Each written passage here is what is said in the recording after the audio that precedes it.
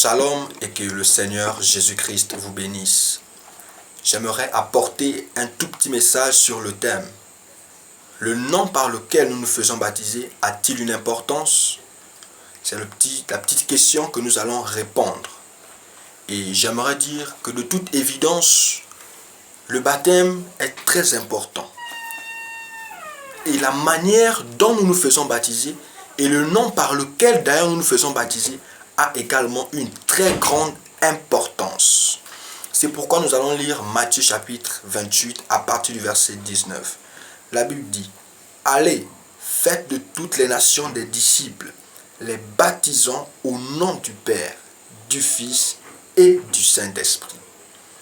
Jésus demande à ce que les gens soient baptisés au nom du Père, du Fils et du Saint-Esprit. Alors si Jésus précise par quel nom nous devons être baptisés, alors le nom par lequel on se fait baptiser a bel et bien une importance. Vous êtes d'accord avec moi? Nous allons analyser ce verset tout à l'heure.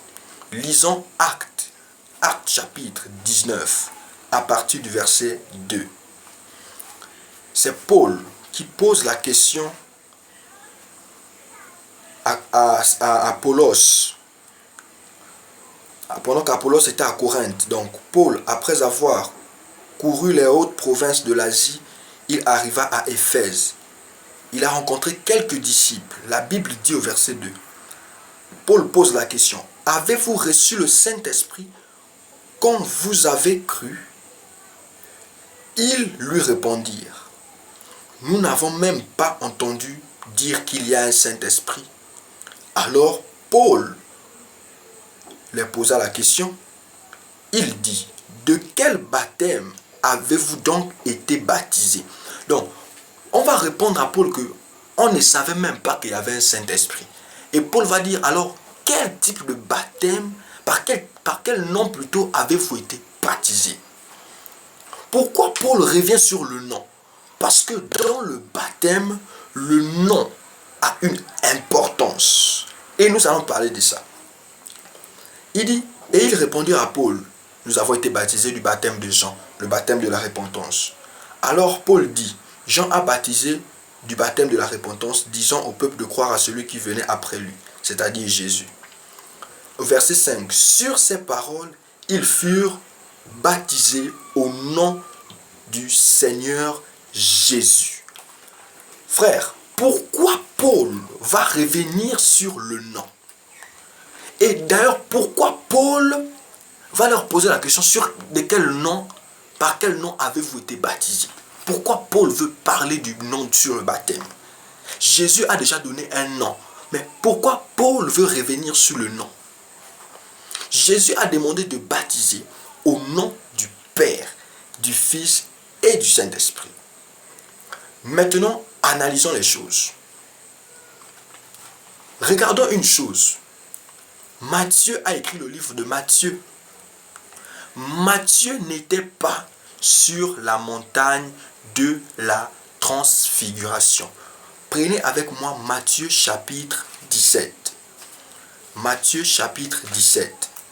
La Bible dit: 6 jours après, Jésus prit avec lui Pierre, Jacques et Jean.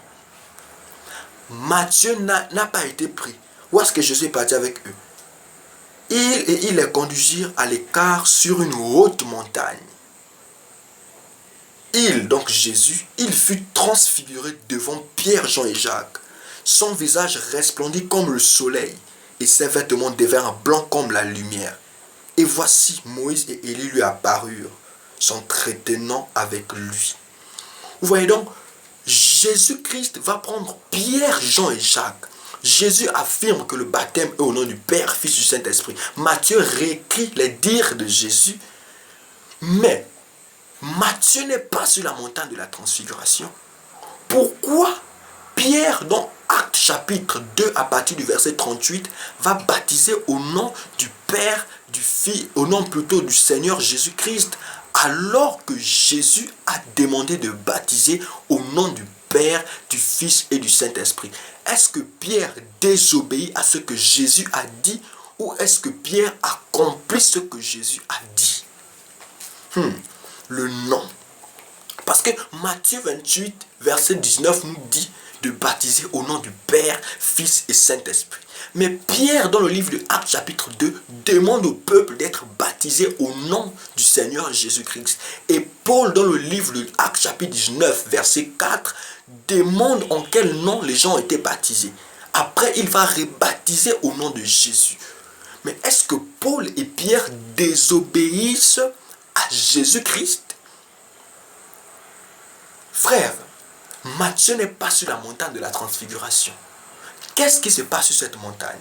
Le visage de Jésus resplendit. Jésus est devenu une nuée. Et c'est qui la nuée?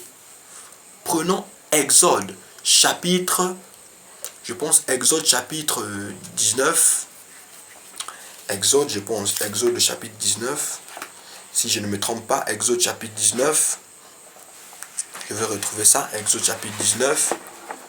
Exode chapitre 13 plutôt. Exode chapitre 13. La Bible dit à partir du verset 21. Exode chapitre 13 à partir du verset 21. La Bible dit, 13 à partir du verset 21, la Bible dit, l'Éternel, donc Dieu, allait devant eux, c'est le peuple d'Israël. Il allait devant le peuple d'Israël le jour dans une colonne de nuée. Donc la nuée que Jésus était devenu sur la montagne de la transfiguration, dans l'Ancien Testament, Dieu était cette nuée-là. Et il marchait devant Israël par cette nuée pendant le jour. Jésus va redevenir une nuée. Donc il va retourner au commencement. Il va retourner aux temps anciens. Jésus montre à Pierre, Jean et Jacques qu'en fait, le Dieu qui marchait devant le peuple d'Israël là, dans la forme de la nuée, du nuage glorieux, c'était moi. Je suis ce Dieu. Voilà pourquoi je pouvais le devenir. Jésus-Christ avait en lui deux fonctions. Parce que Jésus-Christ, en sa personne, il était le Fils. Mais en lui, il avait le Saint-Esprit et le Père. Le Père, c'est l'Éternel. Lorsque Dieu était, il avait aussi en lui deux personnes, le Fils et le Saint-Esprit. Et lorsque le Saint-Esprit nous conduit aujourd'hui, il a aussi deux personnes, le Fils et le Père. Alors c'est pour dire, les apôtres n'ont pas désobéi à l'ordonnance de Jésus. Jésus demande de baptiser au nom du Père, Fils et du Saint-Esprit. Pierre, par la révélation, étant sur la montagne de la transfiguration, savait qui était ce Jésus qui parlait. Lorsque Matthieu est en train de dire « Oh, merci Jésus pour les bonnes paroles. Merci Jésus parce que tu nous as orientés. » Pierre était là.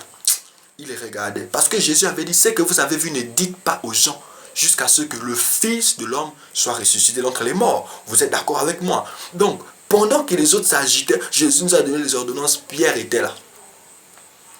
Et Pierre va baptiser au nom du Seigneur Jésus. Donc, la première personne à avoir révélé le mystère du Père, du Fils et du Saint-Esprit, c'est Pierre. Il n'a pas expliqué, il a simplement baptisé au nom du Seigneur Jésus-Christ pour nous emmener à comprendre que le même Dieu qui était sur la montagne de la transfiguration était le même Dieu dans Exode chapitre 13 à partir du verset 31. La nuée qui marchait devant Israël pendant le jour, c'était Dieu. Cette nuée était en même temps Jésus-Christ. Parce que Jésus est redevenu cette nuée. Pierre a voulu commencer l'adoration. Jésus a dit non. Gardez cette chose en suspens. Frère, le nom par lequel nous nous faisons baptiser a une importance. Père n'est pas le nom de Jésus. Père n'est pas un nom d'ailleurs. Fils n'est pas un nom. Saint-Esprit n'est pas un nom. Si tu as un père, c'est que tu es un fils. Si tu as des enfants, c'est que tu es un père. Moi, je suis un fils parce que j'ai un père. Mais mon nom, c'est pas fils. Pareil pour Dieu. Son nom, c'est pas fils. Son nom, c'est pas père. Son nom, c'est pas Saint-Esprit. Il a un véritable nom. C'est le Seigneur Jésus-Christ. Voilà pourquoi, si on t'a baptisé au nom de William Marion Branham, annule ce baptême. Je t'invite à te rebaptiser. Si on t'a baptisé au nom du Père, du Fils et du Saint-Esprit, je t'invite à changer ce baptême. Parce que Paul a posé la question dans le livre de Actes 19, de quel baptême avez-vous été baptisé?